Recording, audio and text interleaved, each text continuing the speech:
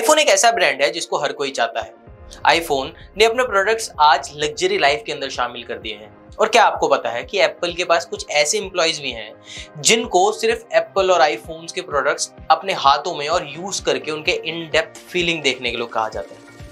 और apple in लोगों को काफी अच्छा पे भी करता है। आज हम बात करेंगे एप्पल के बारे में। नमस्कार, मेरा नाम मयंक है और आप देख रहे हैं न्यूज वन टुडे। एप्पल 1976 के अंदर फाउंड हुआ था, जिसको फाउंड करने वाले लोग दो थे जिनके बारे में आप भी जानते हैं, जो कि स्टीव जॉब्स और स्टीव वॉजनिक। एप्पल को कैलिफोर्निया के एक गराज के अंदर बनाया गया था और स्टीव जॉब्स जो थे वो ग्रेजुएशन के बाद ये सोच रहे थे कि उन्हें लाइफ में करना क्या है। उसके बाद उन्होंने ये सोचा कि वो इंडिया की तरफ जाएं और इंडिया के अंदर घूमने यानी कि एक्सप्लोर करें। इंडिया वो पहुंचने के बाद वहां पे बुद्धिज्म सीखते हैं और पढ़ते हैं उसे। बताया जाता है कि स्टीव जॉब्स 8 महीने तक बुद्धिज्म सीख रहे थे और इंडिया के अंदर रहे थे। उसके बाद कहा जाता है कि इंडिया में रहने के बाद ही स्टीव जॉब्स ने एप्पल कंपनी का उनको आइडिया आया था, बट ऐसा था नहीं। वापस जाने के बाद स्टीव जॉब्स ने अटारी कंपनी है जिसके साथ उन्होंने काम किया था और सर्किट बोर्ड्स बनाए थे जो कि गेम कंसोल के लिए थे। और तब तक कुछ ऐसे कंप्यूटर्स भी बन चुके थे जिनको लोगों के द्वारा असेंबल किया जा सकता था, पर वो इतने फंक्शनेबल नहीं थे। और वहीं बिल गेट्स, जी हाँ, बिल गेट्स के बारे में बात कर रहा हूँ। बिल गेट्स ने अपने समय पे उस समय बेसिक प्रोग्रामिंग करना शुरू कर दिया था और बेसिक प्रोग्रामिंग बना दी थी जो कि बेसिक कैलकुलेशन के लिए थी। और फिर स्टीव जॉब्स को ये समझ आ गया था कि ये पैसे कमाने का काफी अच्छा समय है। स्टीव जॉब्स ने स्टीव वॉजनिक के साथ मिलकर कंप्यूटर कंपनी एक स्टार्ट करी, क्योंकि स्टीव वॉजनिक को उस समय कंप्यूटर की काफी अच्छी नॉलेज थी। बट इससे पहले स्टीव जॉब्स अपनी एप्पल कंपनी यानी कि ये कंपनी चालू कर सके, उससे पहले उनको फंडिंग की जरूरत थी, जिसके लिए उन्होंने अपनी कार बेच दी और फिर उन्होंने एप्पल कंपनी चालू की। सबसे पहले उन्होंने एप्पल कंप्यूटर्स बनाए जो कि काफी सक्सेसफुल रहा, जिसको आज हम जानते भी हैं। और कुछ समय तक एप्पल कंपनीज, कुछ समय के अंदर ही एप्पल कंपनीज $1 बिलियन बन चुकी थी। बट स्टीव जॉब्स उस समय जो फाउंडर्स थे एप्पल के 2011 में मर चुके थे ड्यू टू द कैंसर। और लोगों को लगने लगा कि अब एप्पल कंपनी पूरी तरह से खत्म हो जाएगी। बट एप्पल कंपनी को उस समय में टिम कुक ने वापस ऑक्युपाई कर लिया, यानी कि वापस से पकड़ लिया और उठा लिया। और उसके बाद एप्पल कंपनी आज वहां है जहां आज हम उन्हें देखते हैं। एप्पल का टर्नओवर 2732.71 बिलियन US है। आप बिलियनियर और मिलियनियर के अंदर फर्क इस वीडियो में देख के समझ सकते हैं।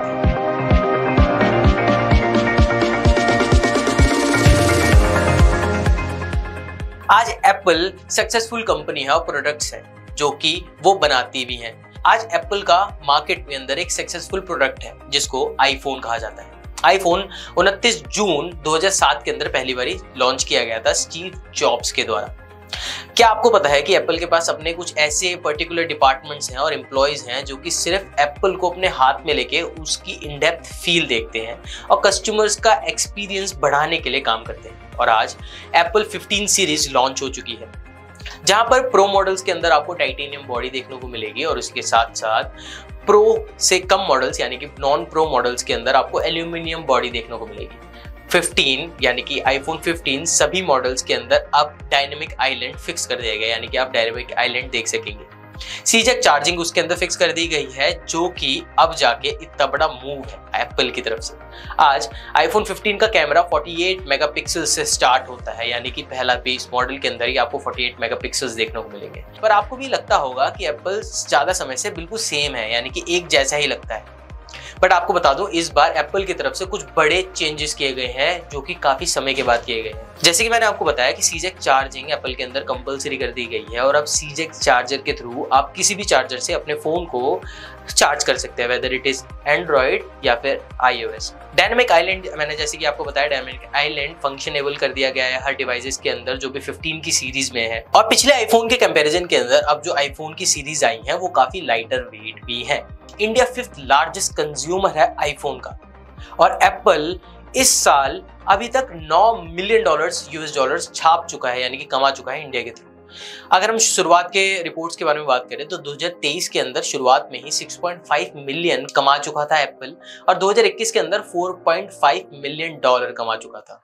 आप इस सब से हम इतना तो समझ जाते हैं कि एप्पल इंडिया के अंदर काफी सक्सेसफुल कंपनी बन के उभर रही है। अगर हम सिक्योरिटी के बारे में बात करें तो एप्पल SOS फंक्शन उनके हर फोन के अंदर देखने को मिलता है, जिसे इस बार इंप्रूव किया गया है। अगर आईफोन की एक्सीडेंट के बारे में बात करें, अगर आईफोन किसी भी तरह एक्सीडेंट को सेंस करता है तो उसके द्वारा SOS के द्वारा इमरजेंसी नंबर पर कॉल मिला दिया जाएगा और इससे काफी जानें बची भी हैं। आप एप्पल के थ्रू सैटेलाइट कॉलिंग भी कर सकते हैं और ये फीचर 14 यानी कि 14 सीरीज के अंदर भी था, जिसको अब अपग्रेड किया गया है 15 सीरीज के अंदर।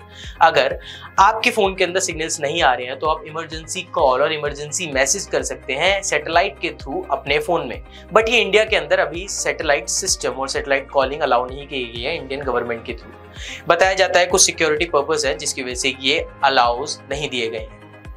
अगर हम एक्सीडेंट की जो बात कर रहे थे उसके अंदर इमरजेंसी कॉल अगर आईफोन डिटेक्ट करता है तो इमरजेंसी कॉलिंग वो ऑटोमेटिकली मिला देगा और इमरजेंसी कॉल्स पे मिलाने के बाद आपकी जान काफी हद तक बच सकती है। एप्पल अपने प्रोडक्ट्स पे काफी ज्यादा ध्यान देता है और उनके कस्टमर्स को ये चीजें पसंद भी हैं, जिसकी वजह से आज एप्पल वर्ल्ड के अंदर one of the profitable business है। इस वीडियो में इतना ही। Please make sure you will hit the like button और सब्सक्राइब करना ना भूलिएगा। तब तक के लिए आपसे मिलते हैं नेक्स्ट वीडियो में। आप देख रहे हैं News1 Today।